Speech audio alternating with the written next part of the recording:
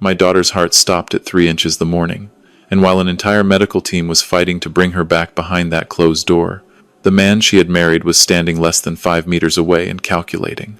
If she doesn't make it, the house comes to me. I had the paperwork redone back in September. He wasn't whispering. He wasn't falling apart.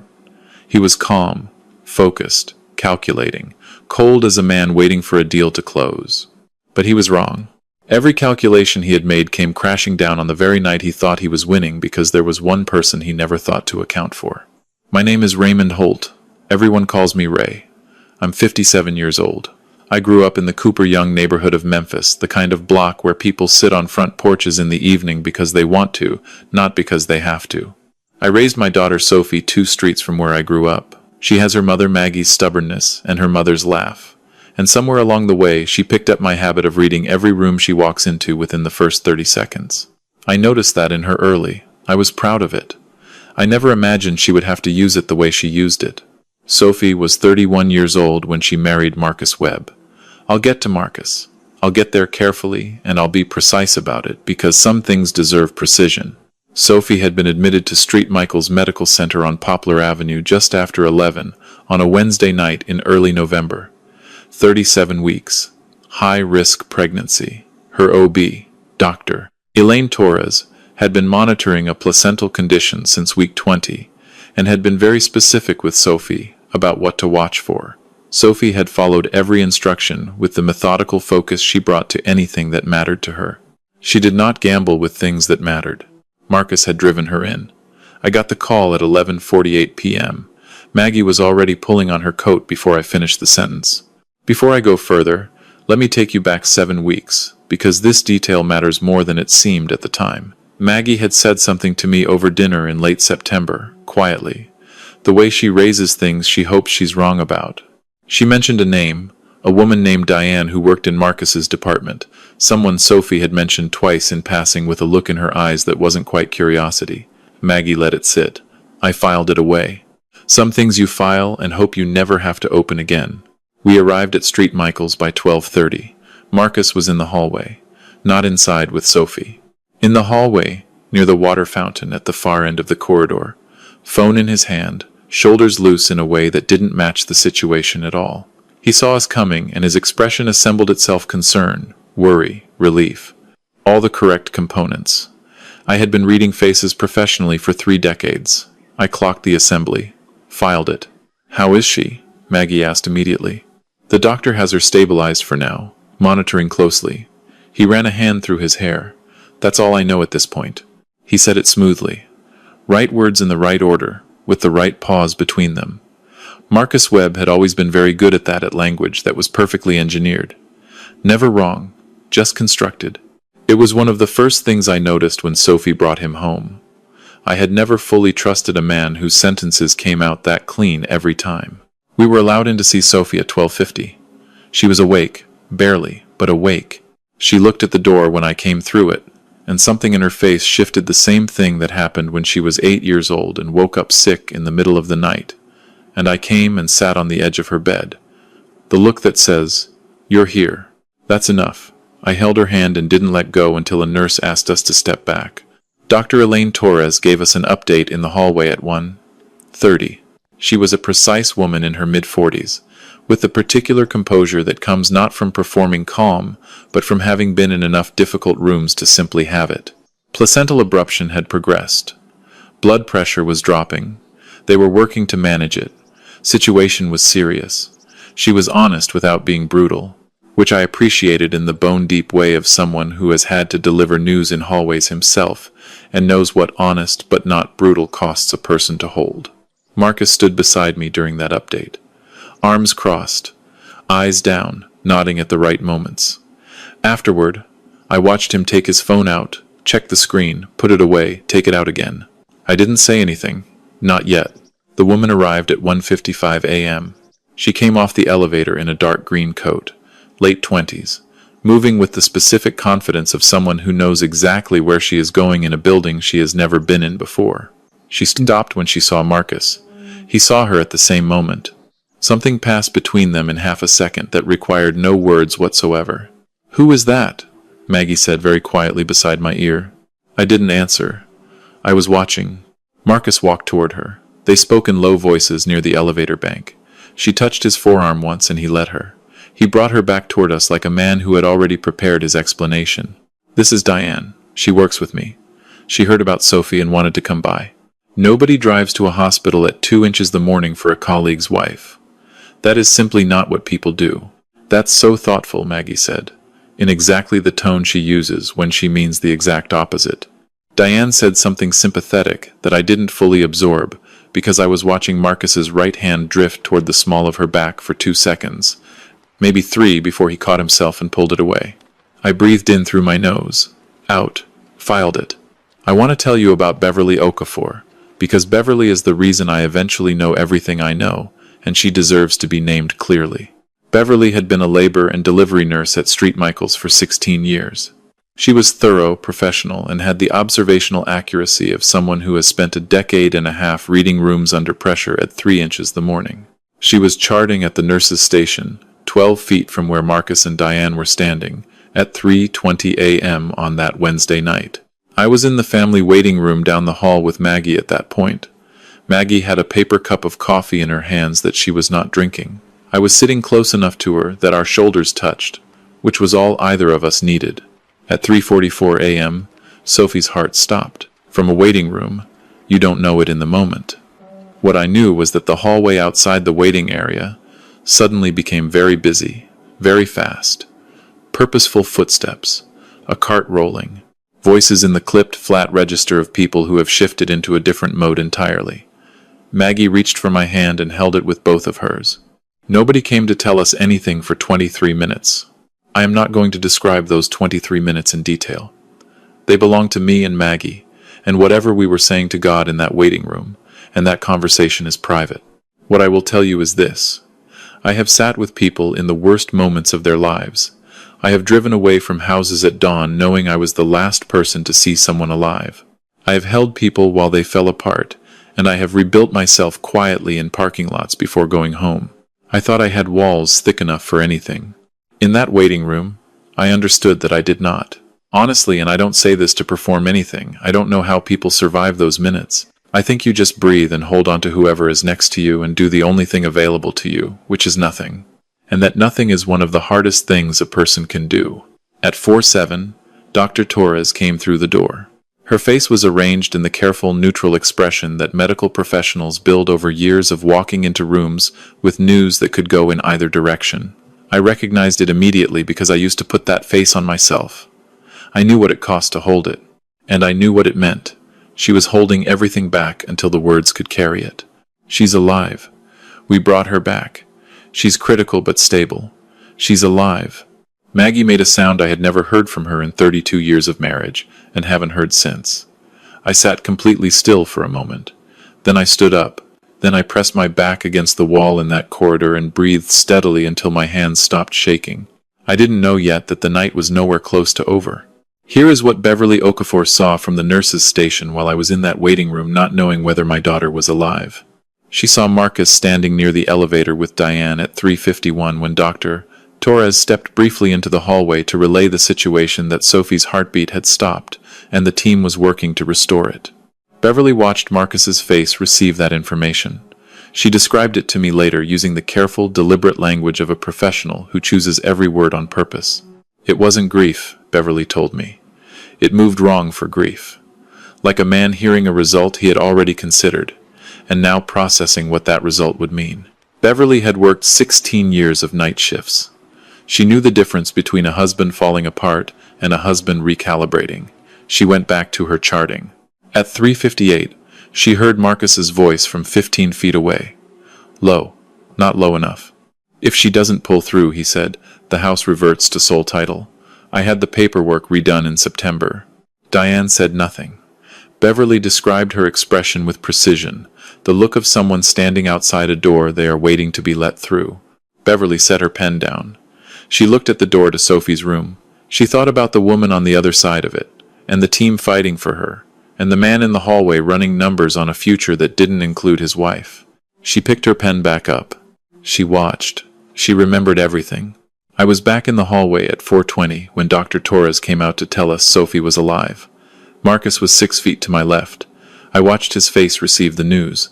I watched him produce the correct expression: relief, gratitude, something resembling joy. The timing was slightly off.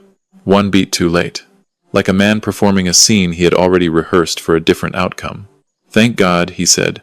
"Correct words, correct volume. One beat too slow." Dr. Torres said there was something else she needed to discuss with the immediate family. She gestured toward the consultation room at the far end of the corridor, the small one, with the round table and the box of tissues, and nothing at all on the walls. The room that exists in every hospital for the sole purpose of delivering news that needs to be received while seated. Marcus glanced at Diane. Diane glanced at Marcus. She took a step back toward the elevator. We went in without her. Dr. Torres sat down across from us. She folded her hands on the table. She looked at Marcus first, then at me, then at Maggie, who had come in from the waiting area when the doctor gestured for family. "Sophie was not carrying one baby," she said. The room went absolutely still. Time felt like it changed consistency. "She has been carrying twins since the beginning." The second baby had been positioned in a way that registered as an artifact, a shadow, on the earliest scans. "I have been monitoring both babies since week 20. She paused and let that sit in the room. Both babies were delivered by emergency cesarean during the resuscitation. The delivery is what made the resuscitation possible. She looked at us steadily. Twin A girl, 3 pounds, 11 ounces. Breathing with supplemental assistance. Expected to do very well. Another pause. Twin B a girl, 3 pounds, 9 ounces. Breathing independently. Also expected to do very well. And then she said it. Your daughter is alive. Her daughters are alive. All three of them. All three of them. I put my hand over my mouth. Maggie grabbed my arm with both hands and held it the way you hold something that came within inches of disappearing from the world. I couldn't look at her because if I looked at her I was going to lose every wall I had been holding up for the past 4 hours, and they needed to hold a little longer. I looked at Marcus instead. His face was doing something I had seen only once before in my life, on a man at a card table who had bet everything on one hand and watched the other player turn over a card he had no idea was in the deck. Not devastation, not joy. The look of a man whose entire calculation had just been made wrong by a fact he didn't know existed. He said very quietly, "Twins?" "Yes," Dr. Torres said. We didn't know. She never told me." "Kara knew," Dr. Torres said carefully. "I discussed both babies with her at every appointment from week 20 onward. She may have had her reasons for keeping that information between us." The silence that followed that sentence was the loudest thing I had experienced all night. I want you to sit with that silence for a moment, because everything that happened afterward was contained inside it. Marcus stood up. His jaw was set in the way jaws set when a man is working hard to keep his face from showing what his mind is doing. He said something about needing air and walked out. Dr. Torres watched him go. Then she looked at me. She didn't say anything. She didn't need to. I have been reading rooms for 31 years. I was reading this one just fine. Honestly. And I want to be straight with you here. I don't know if I would have been capable of holding it together in that hallway the way I held it together. I felt something very specific toward Marcus in that moment that I won't name directly because this is not that kind of story. What I will say is that I had spent the last 4 hours watching my daughter almost leave the world, and now I was standing in a hospital consultation room with 2 new granddaughters alive, 4 floors up, and the man who should have been the most relieved person in that building had walked out to recalibrate. I sat with Maggie in that room for a while. We didn't say much. Some things aren't the right shape for words. Beverly found me the next morning. She sat beside me in the hallway near the NICU and told me quietly what she had seen and heard from the nurse's station. All of it. She used the precise, careful language of a person who had thought hard about whether to speak and decided that silence was the wrong choice. I listened to every word. I asked one question. She answered it. I thanked her. Then I sat alone in that hallway for a while and held what I now knew. Sophie woke up on a Friday afternoon, 40 hours after her heart stopped. I was in the chair beside her bed when her eyes opened, sitting, not standing.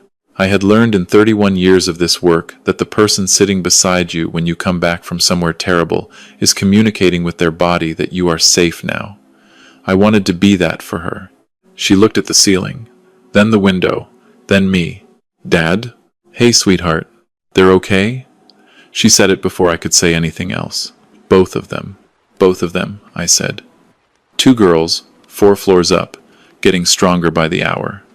Dr. Torres has had eyes on them since the very beginning. Sophie's face moved through something quiet and complicated, and I let it do whatever it needed to do. Some things need room, some things don't need commentary. After a while she said, "Does Marcus know?" "He knows." She was quiet. "How did he take it?" I chose my words carefully. He was surprised. She looked at me the way she has looked at me since she was 10 years old. The look that tells me she knows exactly what my carefully chosen words are there to cover. "I need to tell you some things," she said. "I've got time." She told me about the mortgage first. In September, 6 weeks before she went into labor, Marcus had asked her to sign a refinancing document. She had been 31 weeks pregnant and exhausted. He put it in front of her over dinner with the pen already uncapped. She signed it. She trusted him. She did not read it fully. 2 weeks later, she found the copy in his home office while looking for car registration paperwork. She read it that time. The document had removed her from the primary title and restructured the mortgage as sole ownership in Marcus's name, with a clause that dissolved her property interest in the event of her death. She did not confront him. She called a lawyer instead, a woman named Patricia Garner at a family law firm on Union Avenue in Memphis. Patricia had been quietly working on Sophie's behalf since mid-October. "I was going to wait until after the girls came," Sophie said. "I needed to be steady before I started anything. You were already 2 steps ahead of him." She looked at me. "You always said don't let anyone know what you know until you know everything." I had said that. I'd said it about emergency calls, about reading a scene fully before you committed to an action. I never imagined my daughter would need to apply it to her marriage. I was proud of her in a way that broke something in me simultaneously. Those two things can live in the same moment. They were living in mine. If you have ever had to hold something quietly, a discovery, a hurt, a truth, not because you were afraid, but because the timing wasn't right yet, you know the kind of strength Sophie was carrying. That kind of strength doesn't announce itself. It doesn't need to. Beverly came to see Sophie on day 3. She introduced herself simply, asked how Sophie was recovering, and they talked for a few minutes about the girls and about the NICU schedule. Then Beverly said carefully that there was something she felt Sophie had a right to know. She told her what she had heard in the hallway, the sole title. September, if she doesn't pull through. Sophie listened without interrupting. Her face moved through several things and settled into a stillness I had known her whole life, the stillness she had when she was deciding something rather than reacting to it. "Thank you," Sophie said when Beverly finished. "I'm not surprised, and I'm already handling it." Beverly nodded. She looked at Sophie the way people look at someone they've just confirmed their read on. "I thought you might be," Beverly said. Patricia Garner arrived on day 4. They met for 2 hours with the door closed. I sat in the hallway chair, close enough to be there if Sophie needed me, out of the way because she didn't. When Patricia left, Sophie called me in. She looked tired and completely clear-eyed, in the particular way of someone who has made an irreversible decision and is at peace with having made it. "The mortgage is being addressed," she said. "The separation filing goes in next week. Patricia believes the reversion clause may constitute financial fraud given when it was executed and under what circumstances. She's pursuing it formally." "Good. I want to be the one who tells him," Sophie said. "I want to look him in the face and control that room myself." "You will be," I said. "You always are." Marcus came on day 5. He brought flowers, expensive ones, stems wrapped in brown paper. He stood in the doorway of Sophie's room and looked at her in the bed, and then at the 2 occupied bassinets near the window, where the NICU team had allowed the girls to come down for the afternoon. He looked at his daughters for the first time. Something genuine moved across his face. I believe that. The flowers were real. Some part of what he felt standing in that doorway was real. I don't doubt it. It didn't change anything. Sophie looked at him. "Come in," she said. "Sit down." He sat. She told him what she knew, not everything at once, but in the precise order that produced the most clarity. The mortgage document, Patricia Garner, what Beverly had heard in that hallway, the separation filing already in motion. He spoke. Some of it were apologies, some were explanations. They varied in quality. She let him finish each one before pointing out, quietly, that she hadn't asked for any of them. At one point he said, "I panicked. That night I was terrified and I panicked. I wasn't thinking." Sophie looked at him for a long, even moment. "You had the mortgage redrawn 6 weeks before that night," she said. "That's not panic. That's planning. He had no answer for that. There wasn't one. He left an hour later. The flowers stayed. Sophie moved them to the windowsill where they'd catch the afternoon light, which was the first thing she'd done in that room that was entirely for herself. I watched her watching her daughters in the soft late afternoon light. Two small faces, impossibly determined, taking inventory of a world they had fought hard to arrive in. Clara was sleeping, one fist curled near her cheek. Nora was awake, studying the light from the window with the focused, serious attention of someone who had just gotten somewhere and was already paying close attention. Have you named them?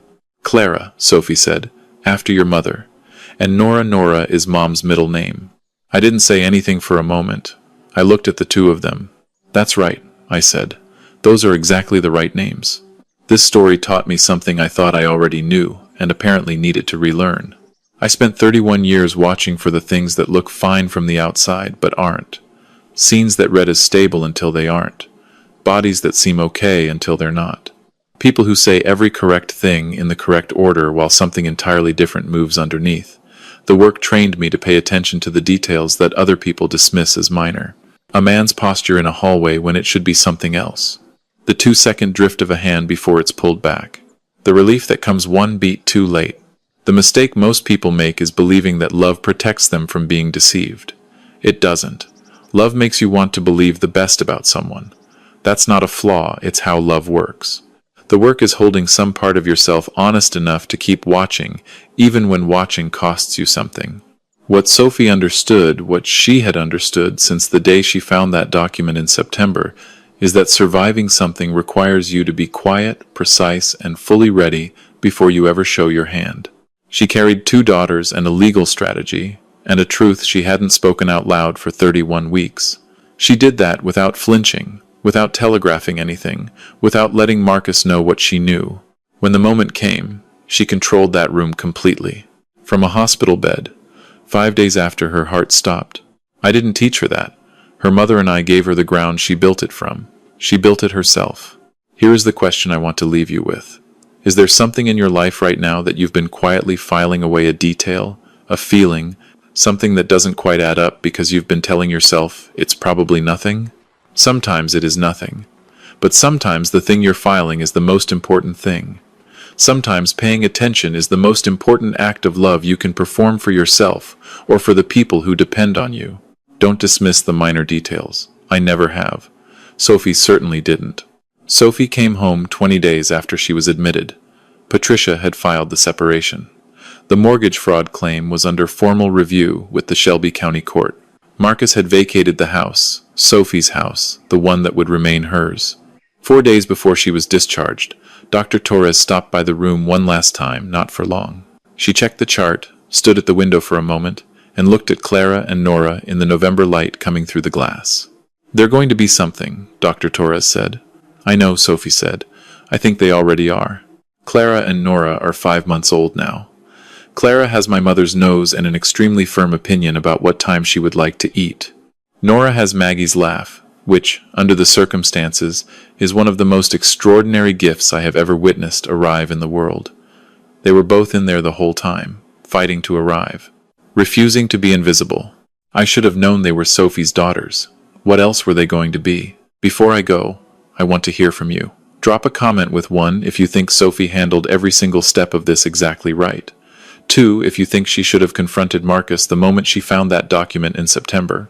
Or 3 if this story made you think about something in your own life you've been letting sit quietly. I read every comment, and I mean that genuinely. Tell me where in the world you're watching from, and what time it is there right now. I am genuinely curious who is sitting with this story tonight. And if you've ever had to hold something quietly, or trust someone you shouldn't have, or be stronger than anyone around you knew, this community is a place where that experience is worth naming. If these stories matter to you, please hit subscribe and leave a like. It costs nothing and it keeps stories like Sophie's reaching the people who need to hear them. Thank you for being here for this one. This is a fictional story inspired by real emotional experiences, fully rewritten and reimagined in Memphis, Tennessee to create original content. Any resemblance to real people, living or deceased, or actual events is entirely coincidental.